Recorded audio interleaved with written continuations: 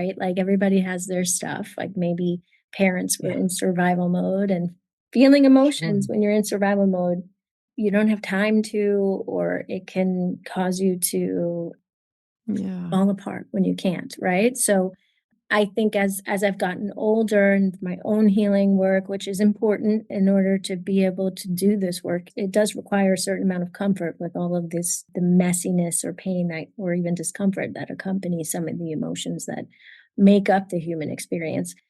Yeah. But in my own healing work and learning and being able to name and identify, like, oh, that's what anger is. Mm. Oh, that's what mourning feels like, or whatever the emotion is. Mhm. Learning about it and that there was a reason for it. It was my body signaling something. It was my heart needing something. It was valid and tied to my experience. Welcome to the Awaken Your Wise Woman podcast, where we hold your sensitive nature front and center. Because your sensitivity is a gift that needs polishing up every day. In our world of high stimulation, there's rarely a chance to sit back, listen, and go deep. Join me as I hang out with highly sensitive women and the healers who support them as we dive deep into all things sensitive, healing from childhood wounds, cool alternative methods for growth, and all the ways your sensitivities make you a powerful force to be reckoned with. So let's take a drive or a walk, or let's get comfy on the couch with a soft blanket and beverage. You're in for some wholehearted, soulful conversations with truly amazing women like you. Let's grow a strong community of awakened, sensitive women together.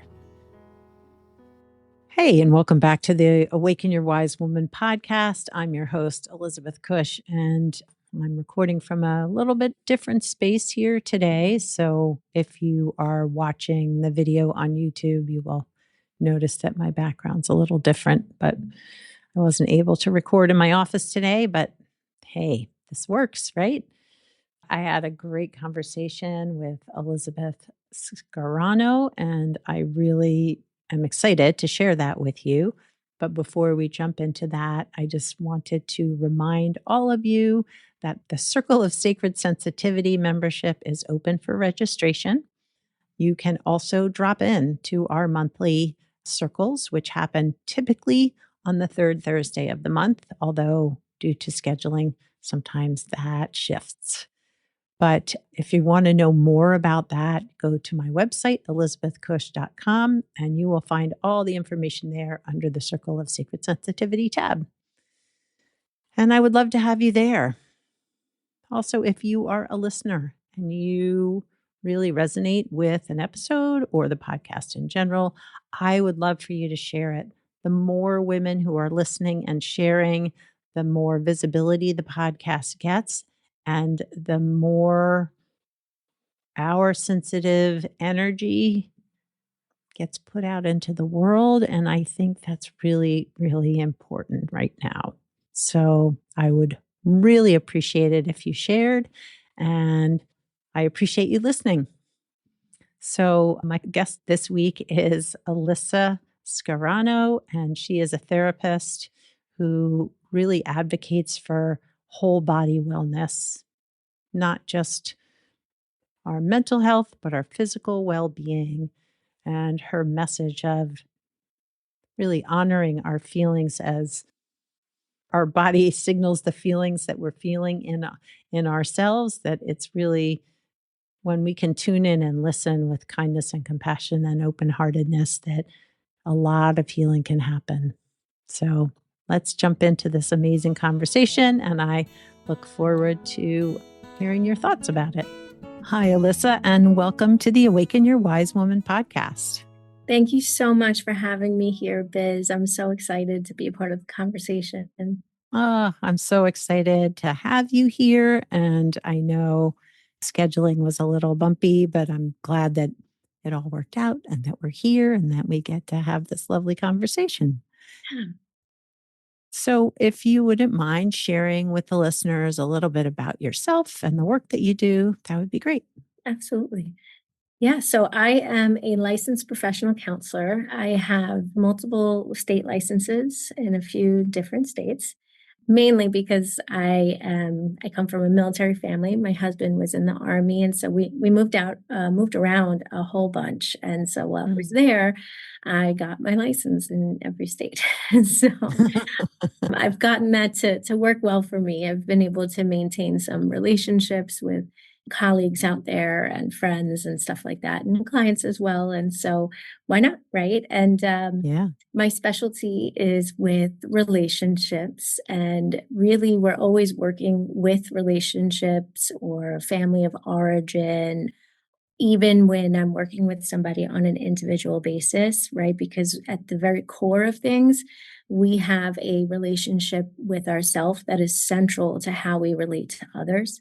And Yeah. so it's my specialty and I love it. And it really started with my postgraduate experience. I was a functional family therapist, Mm. particularly with families that were struggling and at risk of separation through the foster care system or affiliated with CPS.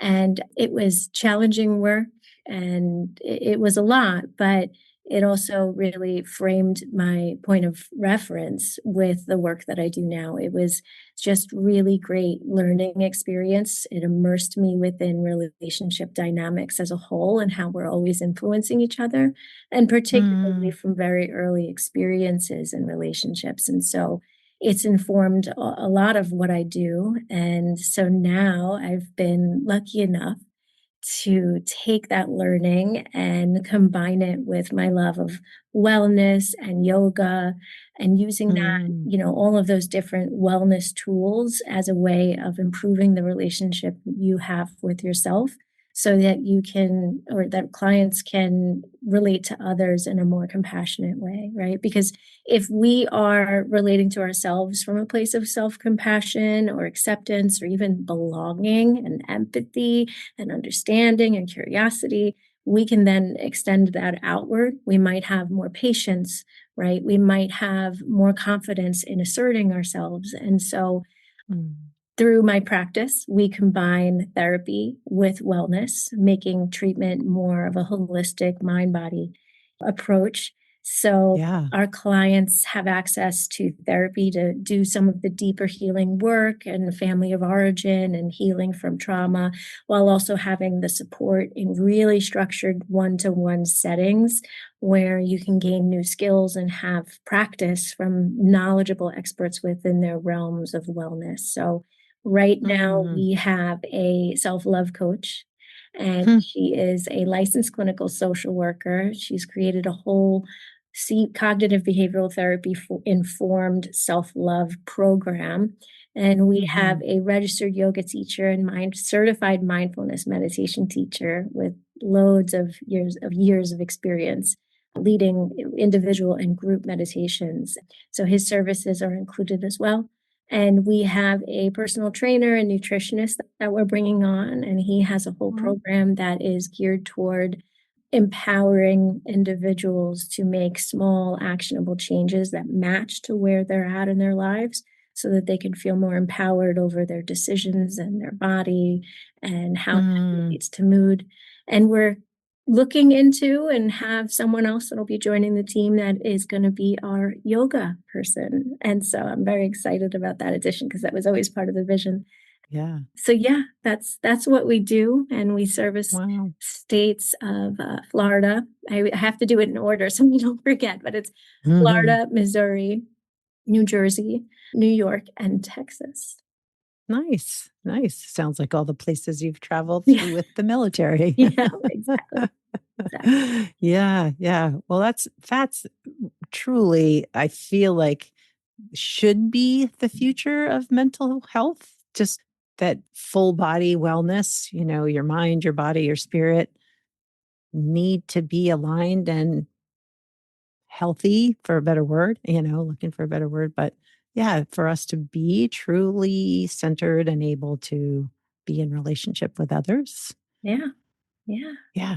and with ourselves. And just what you were sharing about having that kind, caring, compassionate relationship with ourselves really just makes it so much easier to enter the world that way and be in relationship with others. You are singing my song right there because I am a huge advocate of a self-compassion practice and really self-love, like being able to meet yourself where you are Mhm. with care, compassion, curiosity, kindness. Yeah. Yeah. Yeah. Right. It can shift a lot. I Mhm. mean, I don't know about you, but I know sort of go-to responses to myself if I was struggling was pretty unkind. Even even today before we met and I'm trying to, I'm recording from a different place and just feeling a little less confident, I guess. Having that voice that like is, do you really know what you're doing? Are you sure and something had happened right prior to us talking and having to like just sit with that. Oh, yeah, gosh, there's that voice that still sometimes shows up that wants to be pointing out all the ways I might not be perfect. Mhm. Yeah. I know for Yeah. me, Yeah. I mean, it's funny, part of why I'm doing this work of being on podcasts or guest speaking or even giving lectures or webinars is like, I'm not the most comfortable person when it comes to speaking or public speaking. Mm, It's not a matter of like really have a lot of negative views or anything like that. It's more a matter of like, "Ooh, it makes me anxious, right? It's the sense of mhm. being." And so Yeah. before we hopped on, I was like, "Oh God, here we go. Okay." I had the feeling, I noticed it, and I was like, "All right, that's enough." And I let it go.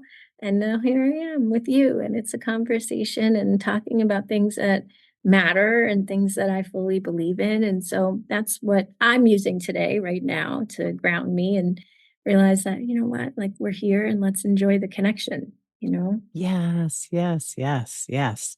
Well, and I find that that is what is amazing about podcasting is I get to connect with amazing women all around the world, which is fantastic, and have these, whether it's a brief moment or a longer lasting relationship outside of the podcast, it's really been a lovely thing. And so, for listeners who are highly sensitive, they may be curious whether you consider yourself a highly sensitive person. And if you don't, how would you see your work supporting them in a way that, yeah, fits their needs? I'm definitely a highly sensitive person, right? And Okay. as a therapist, it's very interesting to walk that line, right? Because I think Mm. the image of a therapist is neutral, right? At all. And Yes. yes, we are, right? That is the practice, but also there's a walking of the line in terms of, you also want to validate where it's necessary and healthy to do so. And you also want to be a human in this space, sharing space with another human. And, Mhm. sometimes that involves having healthy reactions, right? Especially when clients are disconnected from their own emotions. So I Mhm. am a highly sensitive person, right? I think we really, a lot of us are potentially. There are maybe hindrances to accessing the emotional attunement that is within all of us, whether that's a learned emotional suppression or it's protective, right? In the sense of I can't go there, right? Or there's Yeah. trauma roots and things like that. But yes, Mhm. I am. And in terms of how I use that to connect with my clients is truly I'm a relational therapist, right? And what that looks like, I mean, it looks like a lot of different things, but what it looks like is being in the dark cave of someone's experience with them, right? So it's not Mm. like I'm on the outside of the cave looking in, I'm sitting next to you. Yeah. I'm feeling the wet from the ground beneath us as we sit. I'm feeling the hard, cold bumpiness of the cave wall. I'm hearing the drips of maybe water that's dripping down from the ceiling or the top, right? And I'm in that experience with you, feeling it myself, sometimes even picking up on little nuances that are not being spoken to or that are not being accessed at the time, right? And I'm picking up on that and I'm noticing it, maybe using it as a way to kind of connect with the client. Mhm. And it's a little bit of an acrobatics or like walking the line, right? How much of Yes. this internal space or experience belongs to me and my stuff, because I'm a human, right? And how Right, much of right. it is my clients that I'm picking up on. And even if Yeah, it is mine, because I've had my own loads of experiences in life, is it still useful?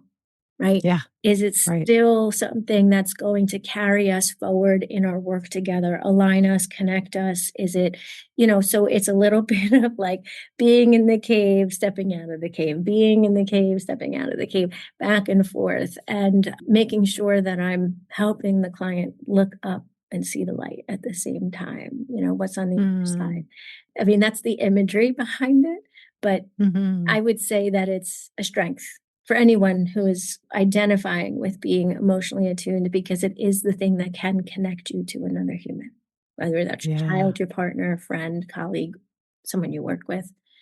Mhm. Yeah. No, I agree. I think that I know it can be a challenge in terms of potentially getting, not necessarily as a therapist, but for a highly sensitive person, getting overwhelmed by someone else's emotional state and feeling perhaps because of how they were raised that maybe they have to fix it or help it or make it better, or just feeling it.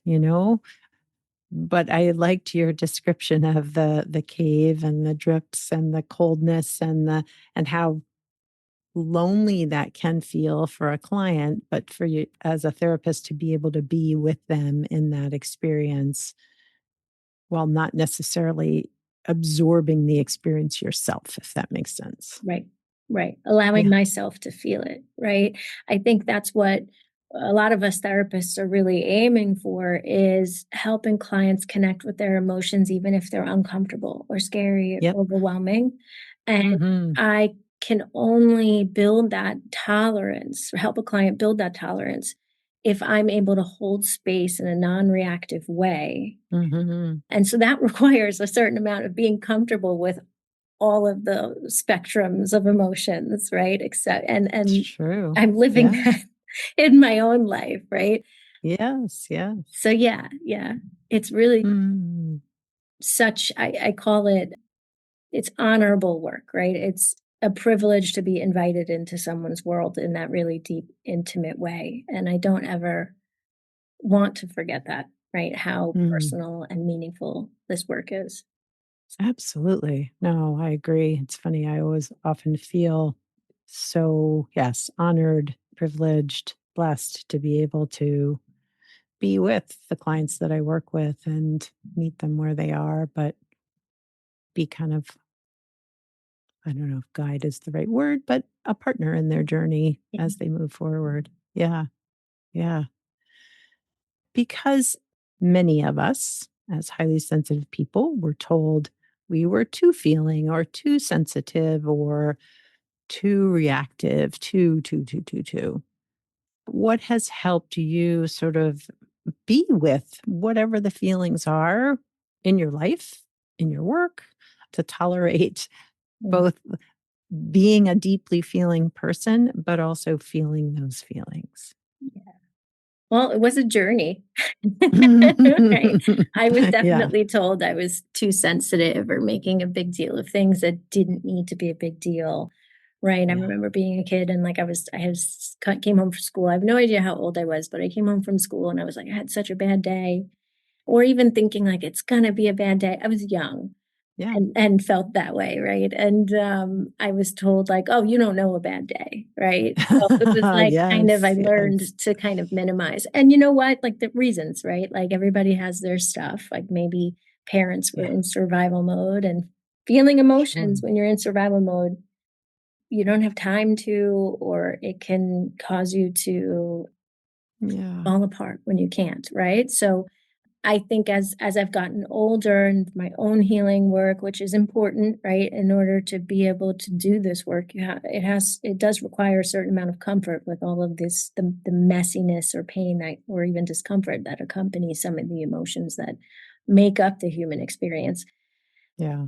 But in my own healing work and learning and being able to name and identify, like, oh, that's what anger is. Mm. Oh, that's what mourning feels like, or whatever the emotion is. Mhm. Learning about it and that there was a reason for it. It was my body signaling something. It was my heart needing something. It was valid and tied to my experience. That was something that kind of got me even more so curious or accepting. And then yoga, my own yoga practice. I mean, Mm. yoga is a great metaphor, whether you practice or not, but it's a really great metaphor, even exercise in general. Running is a big one, right? It's like when Yeah. you're in these physically uncomfortable positions that Mm. exercise Mm. is calling you to be in, that running is calling you to be in, right? Mhm. It's human nature to be like, this is not okay. Get me out of it. I need it to stop, right? And that can look like a lot of things. It could look Yeah. like focusing on sometimes even how uncomfortable it is and that turning into negative self-talk. It could turn into thinking about what has to happen 3 hours from now, right? Or next week or next month. Or it could turn into thinking about something that's already over with, but we're holding on to it because we're not in the moment, right? All of that is a way to not have to be present with what it is that we're experiencing in the moment and breathing Yeah. through it, right? If you're a runner and you're running, and I am not a runner. A lot of people know that about me. I'm not a runner. I always make a joke that if you ever see me running, it's because I'm running from something. Something serious, Yes, right? Yeah. yeah, yeah. You better run with me in that case. Right. But Yeah. running is a good one, at least for me. But when you're running, it can start to be physically sometimes painful if you're running for a long time, right? And you can react to that Mm. with thoughts that take you out. You could distract yourself with something that you have to do or something that already happened. Or you could get stuck in the physical discomfort, right? Instead of Mm. looking at, like, oh, maybe I need to stop or slow down or take a sip of water. But Mhm. in order to keep on the path, it is a matter of focusing on your breath, right? Focusing on your inner vision, right? In yoga, we call that drishti, right? Focus on one spot, right? Whether that's in the Mm. room or where you're headed, or focusing on one spot in your mind, on one thought, one grounding principle.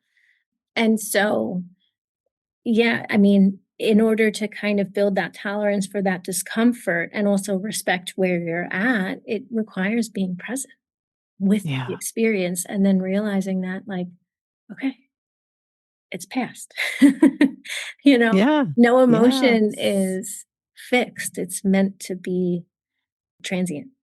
And Mm. we run into problems or problematic things is when we do get stuck in it. Yeah. Yeah. Yeah.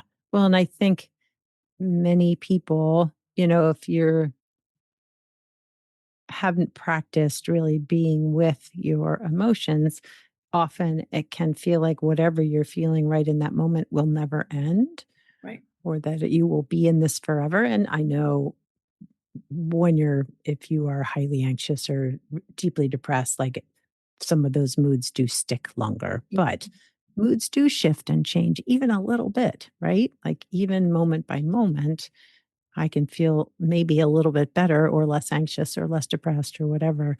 But if we're not paying attention to that and really focusing on, like, this feels horrible, I want it to go away now, it's harder to notice the shifts. Right. Exactly. Yeah. Yeah. Yeah. And even if, I mean, and there's a whole myriad of reasons why emotions sometimes get stuck, right? And then we can be clinically receive that diagnosis of depression, right? Sure. And a whole myriad, like it could be trauma, right? It could be Yeah. recreated trauma because the original trauma is not resolved, right? It Mhm. could be misplaced emotions, right? Depression is what classified as internalized anger. Well, perhaps that Mm. anger belongs somewhere else, Right. towards something that happened that was unfair, unjust, but I feel unjust in have towards that Myself. thing, right? Yeah, yeah, Yeah. yeah, I yeah, can't allow myself to have that anger towards that thing or that person, right? So yeah. I have to be the one to take the blame, right? So I think a Mhm, lot of reasons what could cause us to have emotions that are stuck, but mhm. ultimately it's a signal that something isn't quite moving Needs to move through. through. Yeah, Yeah, yeah. yeah, And maybe yeah, sometimes we need a little bit of help, right? So, yeah. Oh, absolutely.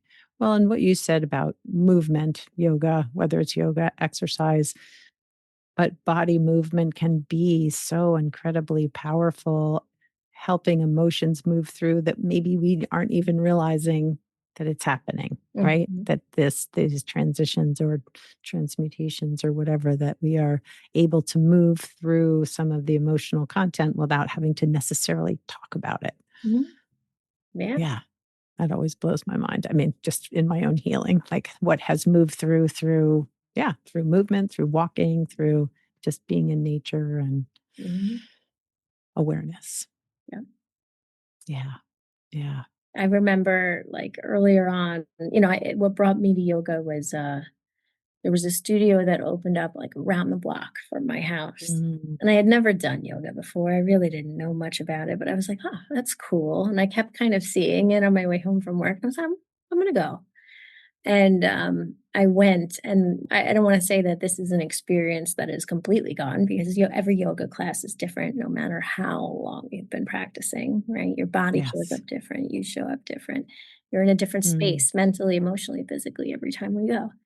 mhm, One of the biggest, I think, connections for me was like, okay, well, this is uncomfortable, this position that I'm being called or invited in to be in physically, and I wanna escape from it. Like, I wanna get out of this pose. I don't like it. My thighs are yelling at me or whatever the case may be.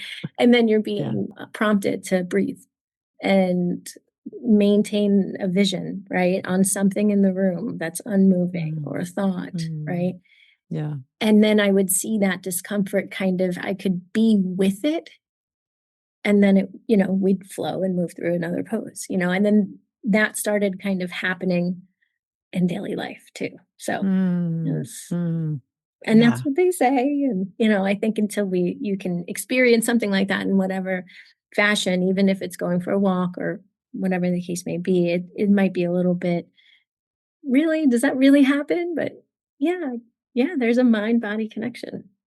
Oh my gosh. So much. Well, and so much of, yeah, the emotion is carried in our bodies, like the physical sensations that we feel both with joy and distress, right? That it's a part of what we're feeling inside. And I think that through movement like yoga or whatever movement you choose, whatever, practices you choose, like it helps you recognize, oh, there's the physical feeling that goes with that emotion. Or now I'm noticing for me, like when I was anxious, my chest would get tightened, my throat would close up, I would be like that and see, Mhm. shoulders up and tension up the back of my neck. And yeah, like sort of a panicked feeling versus like, oh, this is what it feels like to be at rest Yeah. and calm, I didn't this is a realize I different thing. wasn't breathing throughout my Yeah. day. Oh my gosh. Yeah, Yeah. Yeah. Not breathing, clenching, whatever it might be. Yeah. yeah. Yeah. Yeah. Yeah. I do Uh, wanna say something that I think is important, though. Like, I know you might have other things you wanna kinda lean into, but for those who are listening and, I wanna be also validating in the sense of, like, sometimes engaging in physical practices like yoga or exercise can also be very overwhelming or even dysregulating, right? Because maybe yeah. you're used to not connecting, right? And when you do connect, there's a flooding of Yeah. feelings and emotions and sensations that come up. So Yeah. that is a very real reality too. And sometimes it's good to consider maybe you bring a friend with you, right? Maybe you Mm, go to something that is supportive, like where you have somebody there with you, like a guide or a teacher or something. Although it's going to look hmm. different for everybody, what that support looks like. But Sure. ultimately, it's about meeting yourself where you're at rather than forcing Hmm. thing Yeah. or judging. you know? Yeah. And that those Well, are all practices that are learned too. So it's meeting yourself where you are and what you need. yeah. Yeah. No, I really appreciate your highlighting that because it's not, yeah, body movement can be triggering too, I Right. guess is what I want to say. Yeah. Yeah. Yeah. Yeah. Yeah. Oh, absolutely. I can remember I used to live in Annapolis, Maryland, and I was a part of what was called Authentic Movement Group. And I remember it's basically you are moving with others with your eyes closed and being witnessed by the leader of the woman who was the movement therapist. And initially, it being one of the most uncomfortable things I've ever done in my life. Like, what? I have to trust that my body knows where it wants to move. Like, there's no music, there's no nothing. I just have to trust that I can move my body in a way that feels okay. And I'm feeling it right now. I'm like, oh, that was so horrible. But I came to love it. I came to, it became a part of my life that changed a lot internally for me. Mhm. And I miss it because I am not, no, I'm no longer living in the same state where that was taking place. But it was really hard at first and it brought up a lot. And it was also beautiful in that it required me to learn how to tolerate those feelings, but also recognize, like, oh, yeah, I can feel that and it's there, but I can also still be present.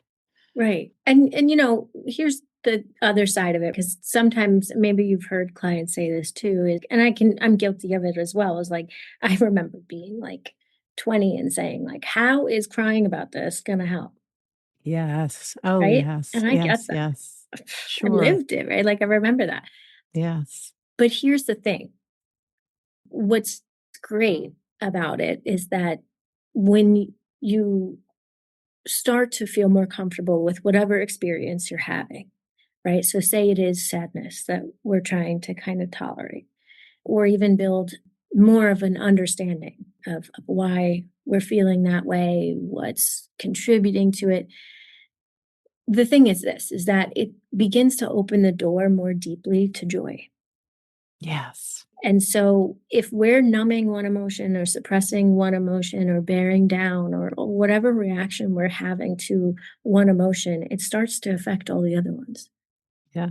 Sadness can turn into anger and irritability and lack of patience and things like that. But in the same way of like, if we don't know the difference between hot and cold, well, I mean, things are going to feel really chaotic, right? So we can't Mhm. truly know joy unless we allow ourselves to know sadness. Yeah. Yeah. Well, and as you said, like if you're shutting off feeling, you're not just saying, "Oh, I'm just not gonna feel sad." You're not gonna feel any of the feelings, right? I mean, you don't get to pick and choose, "Well, I'm only gonna feel joy today." Hmm. I mean, it's unrealistic, right? I Right. mean, if we're numbing to our feelings, we're numbing them all. Right. Right. Right. Yeah. And obviously, I mean, there's all nuances here, right? Because then we could get Yes. into like, well, Yes. even with wellness, right? There's a lot, oh, positive thinking. Yes. And yeah, And, right. and we don't want to minimize, our Right. experience either, right? Your Yeah. anger is valid. It stands for some injustice or unfairness or unkindness that you experience. Like that is valid because It's that's the real. thing that's going to say, no, this is not okay. Right. Yeah. Right? Sadness stands for some sort of loss. And Yeah. it hurts because or it's so painful because that loss signified something that was so meaningful, even if it was just a hope, a wish, or a dream, or a vision, or a person, and that loss or what you were hoping for or held onto or experienced that you lost really was so significant to you. It deserves space, right? To Yeah. be acknowledged. Yeah. So every emotion that we feel, it doesn't need to be fixed, right? With Yeah. positive Right. thinking. Maybe you start with like, okay, yeah, okay, this is valid for whatever reason, even if I don't understand it yet. And you give yourself some time, and then sure, maybe then shift into some positive thinking or some wellness stuff. Yeah. Yeah. Yeah. No, I appreciate that too. Cause I mean, affirmations are great, but if you're not believing those positive affirmations, everything is fine. My world is great. Well, if you don't feel that in your core, it's not really going to shift a lot, right? I Mhm. mean, fake it till you make it. Yeah, but maybe not so much, right? If we're just telling ourselves, I need to be happy or feel better or not feel these things, it's not really going to shift until we truly know or can feel the shift, right? Mhm. Yeah. Yeah. Yeah. Yeah. And some things take longer, right? And so Yeah. Yeah. Yeah. Yeah. I think if I had to kind of boil it down, it goes back to like meeting yourself where you are, releasing Mm, an expectation or pressure of, okay, this should have passed by now, right? Especially if it's related yeah. to grief or something like, Or or trauma or yeah. right, right. Or why am I still upset about this? Or, this really isn't that big of a deal. But no, for you, it may be. And for you, there Yeah. may be more. And that's okay. Yeah. Yeah. Mm. Well, that feels like a perfect place to wind up the conversation.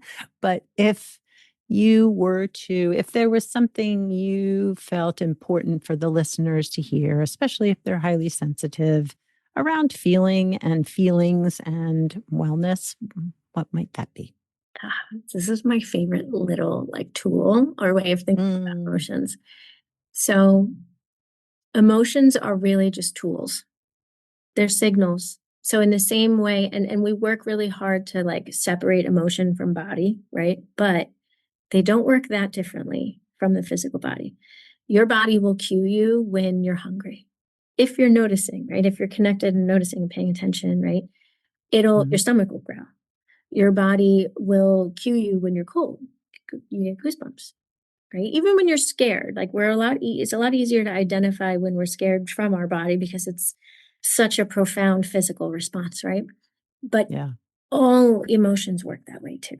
They're not that different. Anger stands for an injustice. So it's letting you know that maybe I need some kindness, right? Maybe I need a sense of someone or myself sticking up for myself, Yeah. sticking up Or for some me. validation. Yeah. Yeah. Yeah. So when you're feeling an emotion of any kind, right? If you're a listener listening in and you're feeling an emotion of any kind, including happiness, right? What is this emotion telling me about what I need? Mm, And if it's something that's painful or uncomfortable, maybe I'm not getting that. And how can I give it to myself? yeah. If it's Yeah. joy, if it's happiness, if it's feeling loved, okay, well, that's good data too, because that works for me. And I can keep looking for that where I can find it, right? Or Yeah. cultivate it somehow. Yeah. So, Yeah. Yeah. Oh, that's lovely. I love that. It brings a very sort of normalized temperature to it all, right? mhm. Yeah. Yeah. Our feelings are just there to teach us about what we need. Yeah. Yeah. Yeah. Just got to listen. Yep. All right. Well, Alyssa, thank you so much for being on the podcast today. I really, really appreciate it. It was a very lovely, deeply feeling conversation for me. Thank you so much for having me. I love talking about this stuff. So any chance I can, it's what it's what motivates me to do it. So There you go. There you go. Well, thanks again. thank you.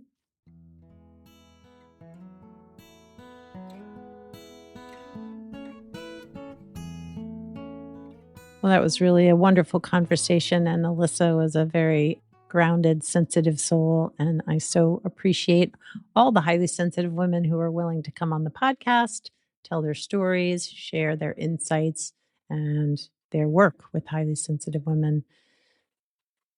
And I am such an advocate of honoring your feelings, of meeting yourself with compassion and kindness, regardless of what you're feeling, that all our feelings are valid and worthy of our acknowledgement, validation, and understanding. And it sounds like through her work, she is doing a lot of the same guidance and partnering with her clients as well. So I also want to just note we talked a lot about movement, yoga, walking, exercise.